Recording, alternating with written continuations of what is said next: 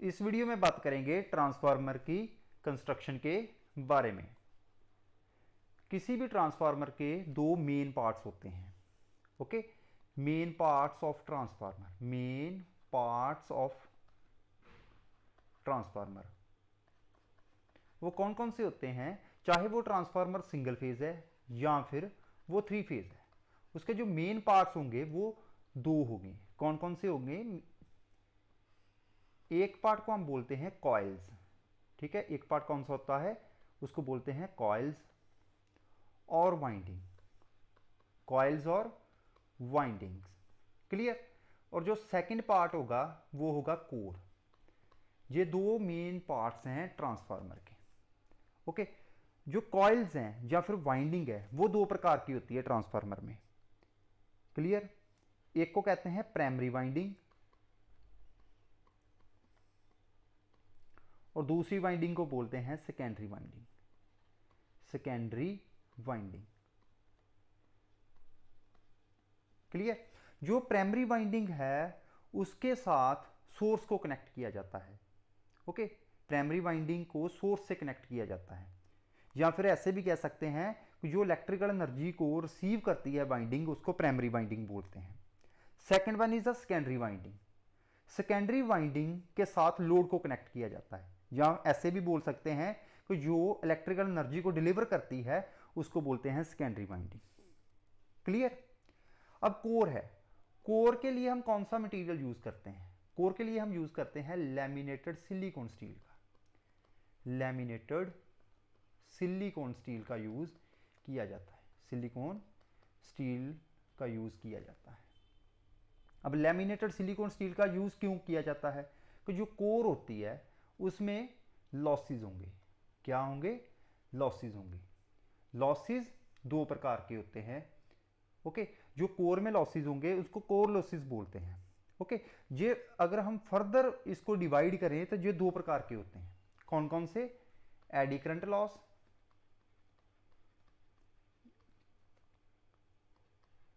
AD current losses, and second one is hysteresis losses. Hysteresis losses. Clear? ठीक है, जो core losses हैं उनको आयरन लॉसेस भी बोलते हैं। ये दो प्रकार के होंगे, AD current losses and hysteresis losses. Clear? अब बात करते हैं सबसे पहले हम लैमिनेशंस की। ठीक है, लैमिनेशंस, जो कोर को हम जब कंस्ट्रक्ट करते हैं, लैमिनेशंस का यूज क्यों किया जाता है? क्वेश्चन ये है। लैमिनेशंस का यूज इसलिए करते हैं कि ताकि जो हमारे हिस्टैरिसीस लॉसेस है वो कम से कम हो, to reduce eddy current losses. Hysteresis नहीं, एडी करंट लॉसेस कम से कम हो। लैमिनेशंस का यूज इसलिए करते हैं ताकि जो एडी करंट लॉसेस कम से कम हो, to reduce eddy current losses. Current losses किसका यूज किया जाता है? लैमिनेशंस का। Second one is a silicon steel. Okay, silicon steel का यूज क्यों करते हैं? हिस्टैरिसीस लॉसेस को कम करने के लिए, एडी करंट लॉसेस को कम करने के लिए लैमिनेशंस का यूज किया, एंड हिस्टैरिसीस लॉसेस को कम करने के लिए हम किसका यूज करेंगे? सिलिकॉन स्टील का। ओके, जो कोर होगी उसके लिए हम कौन सा मटेरियल यूज करेंगे? टू रिड्यूस, सिलिकॉन स्टील का यूज क्यों करेंगे? To reduce hysteresis losses. Hysteresis losses. Clear? जहां तक क्लियर हो गया कि कोर को हम लैमिनेटेड स्टील का क्यों बनाते हैं, सिलिकॉन स्टील का क्यों यूज किया जाता है। अब बात करते हैं कि लैमिनेशंस। ठीक है, कोर को हम सॉलिड कोर की शेप नहीं देते।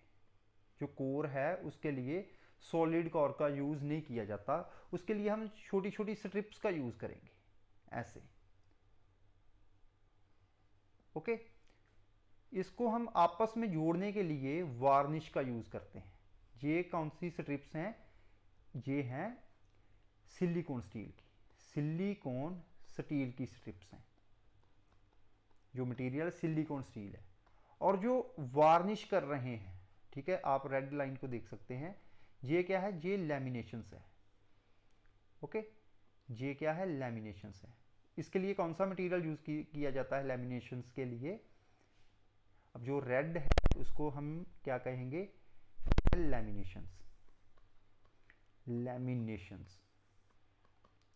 ओके, अब लैमिनेशंस के लिए हम कौन से मटेरियल का यूज करते हैं?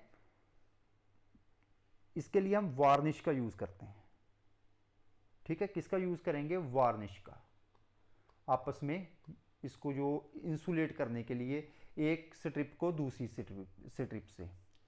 ठीक है, इसको हमने सॉलिड नहीं बनाया, इसको हमने छोटी छोटी स्ट्रिप्स हैं उसको लैमिनेशन से या फिर कह लो वार्निश की कोटिंग करके आपस में जोड़ा है। उसके बाद जो सॉलिड जो कोर हमको मिलती है, सॉलिड नहीं होती वैसे, मतलब जो कोर हमको मिलती है। अब इसकी एग्जांपल आप लिख सकते हैं बुक की। बुक के जो पेजेस हैं, अगर हम पेजेस को आपस में किसी मटेरियल से जोड़ दें, जो पेजेस हैं वो क्या है? आपकी स्ट्रिप है। अब पूरी बुक को देखेंगे आप, बुक को जब क्लोज करेंगे, बंद करेंगे, उसके बाद देखेंगे उसकी थिकनेस होती है। ऐसे ही कोर होती है, छोटी छोटी स्ट्रिप्स को जोड़कर क्या करते हैं हम? उसको कोर बना देते हैं। उसका जो मतलब साइज चाहिए, डिजायर साइज होता है, उसको हम ले लेते हैं। क्लियर? अब जो बात करते हैं थिकनेस, ठीक है, थिकनेस ऑफ लैमिनेशन। जो लैमिनेशन की थिकनेस है वो कितनी रखते हैं हम? Thickness of लैमिनेशंस। ठीक है, ये वेरी करती है थिकनेस, जो लैमिनेशन की वेरी करती है, वेरियस फ्रॉम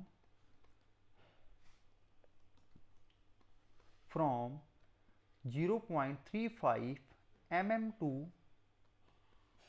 0.5 mm। ठीक है, किस फ्रीक्वेंसी पर? फारा पार फ्रीक्वेंसी, फारा 50 हर्ट्ज फ्रीक्वेंसी, फार आ 50 हर्ट्ज फ्रीक्वेंसी, फारा 50 हर्ट्ज फ्रीक्वेंसी। ठीक है, जो 50 हर्ट्ज फ्रीक्वेंसी के लिए हम जो कोर का साइज वेरी करेंगे वो 0.35 mm टू 0.5 mm तक होता है। क्लियर? अब बात करते हैं जनरल टाइप्स की। जो जनरल टाइप्स हैं ट्रांसफार्मर की, वो कौन कौन सी होती हैं? General types of transformer, general types of transformer. Okay, transformer दो प्रकार के होते हैं। ठीक है, एक होता है कोर टाइप, ओके, और दूसरा होता है shell type, shell type. Clear? एक कौन सा होगा? कोर टाइप ट्रांसफार्मर, और दूसरा कौन सा होगा?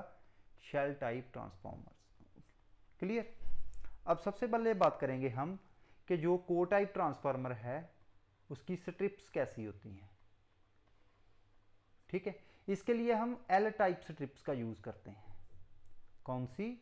एल टाइप स्ट्रिप्स का यूज करते हैं।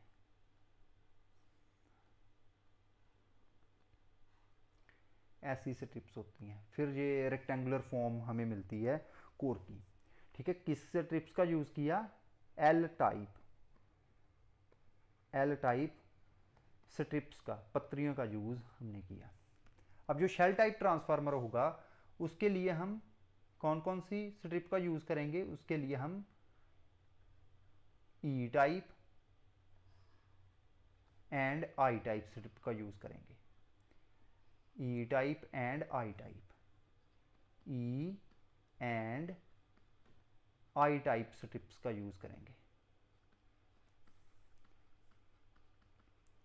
क्लियर? ओके, मटेरियल वही यूज होगा, लैमिनेटेड सिलिकॉन स्टील का ही यूज किया जाता है।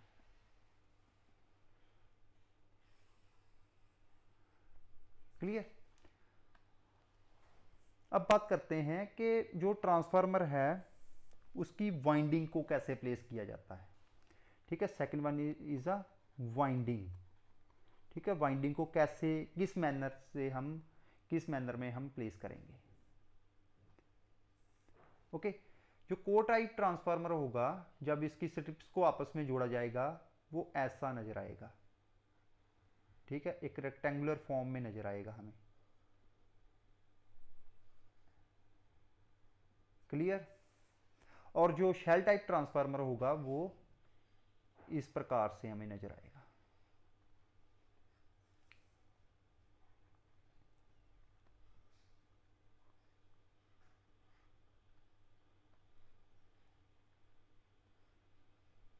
ठीक है, अब वाइंडिंग से पहले हम एक और चीज समझते हैं।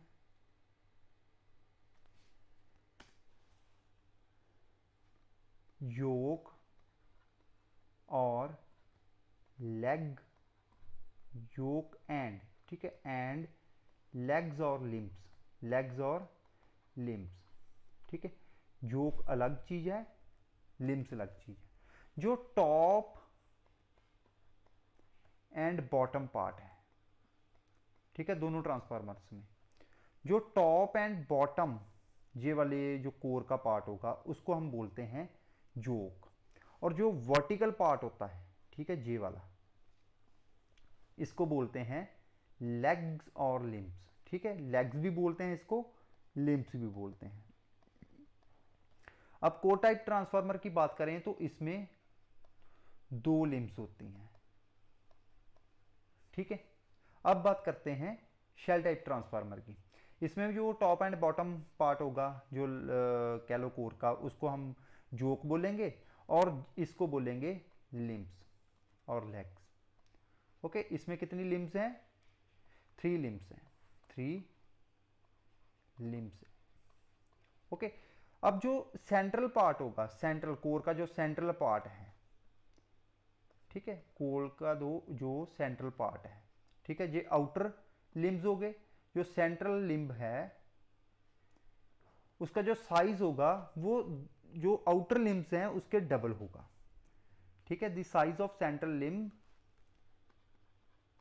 The size of central limb, जो सेंट्रल लिम्ब है जो उसका साइज होता है वो डबल होगा, किससे? आउटर लिम्ब से। Will be double, will be double from outer limbs, outer limbs. इसको याद कर लेना, ठीक है। इससे रिलेटेड जो क्वेश्चन है वो एग्जाम में आ जाता है। जो आउटर लेग्स, कहीं पर मैंने लेग्स लिख दिया, लिम्ब्स लिख दिया, दोनों का मतलब सेम है। ओके, यहाँ पर मैंने पहले लेग लिखा था, लिम्ब लिखा था, इसको यहाँ पर मैं लिम्ब्स लिखता हूँ। क्लियर?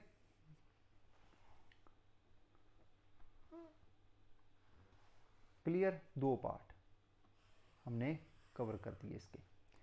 अब तीसरी बात करते हैं वाइंडिंग की, ठीक है। Third one is a winding. Third part कौन सा है? वाइंडिंग।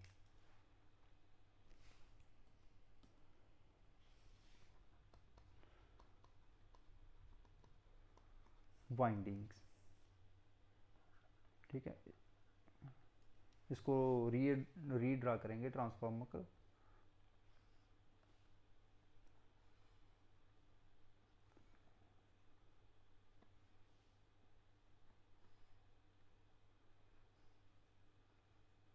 क्लियर?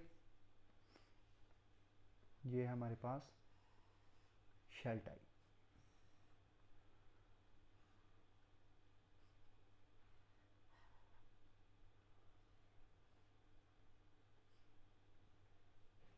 ओके,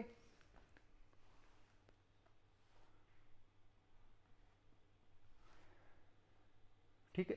अब जो वाइंडिंग है, ठीक है, वाइंडिंग दो प्रकार की होती है, ठीक है। कौन कौन सी? LV and HV. LV winding का मतलब लो वोल्टेज वाइंडिंग, एलवी का मतलब लो वोल्टेज वाइंडिंग, एचवी का मतलब हाई वोल्टेज वाइंडिंग, ठीक है। एलवी का मतलब लो वोल्टेज, एचवी का मतलब हाई वोल्टेज, ठीक है। जो लो वोल्टेज वाइंडिंग है उसको प्लेस करते हैं हम कोर के पास।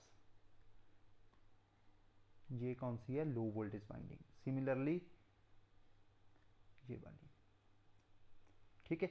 हाफ वाइंडिंग को प्लेस करते हैं एक कोर पर एंड हाफ वाइंडिंग को प्लेस करते हैं दूसरी कोर पर।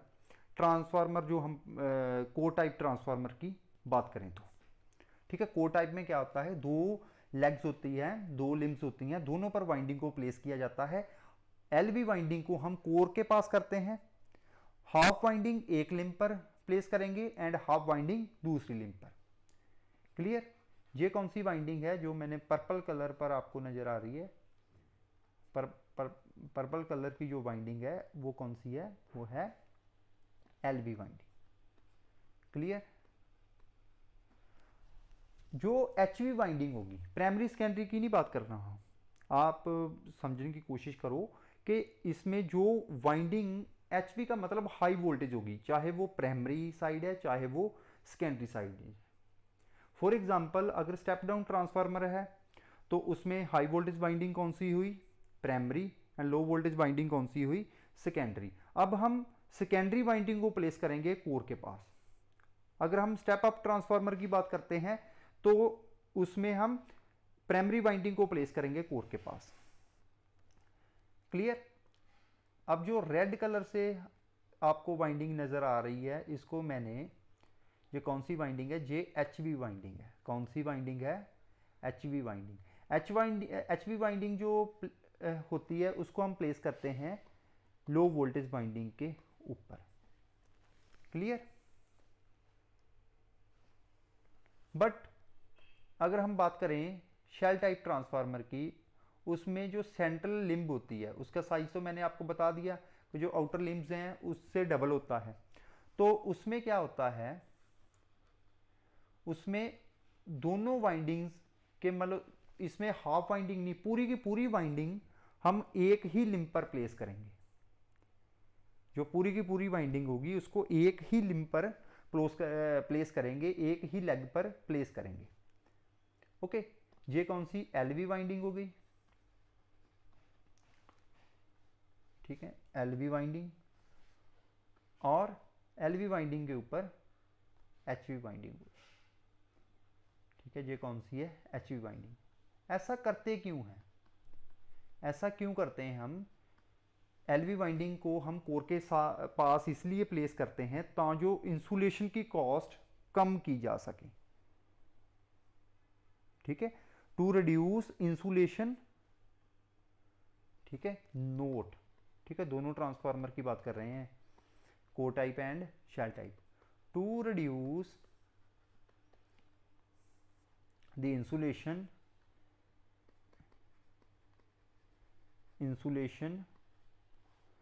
low voltage winding is always placed,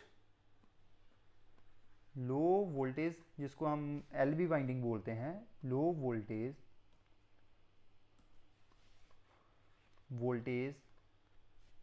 is always, low voltage winding is always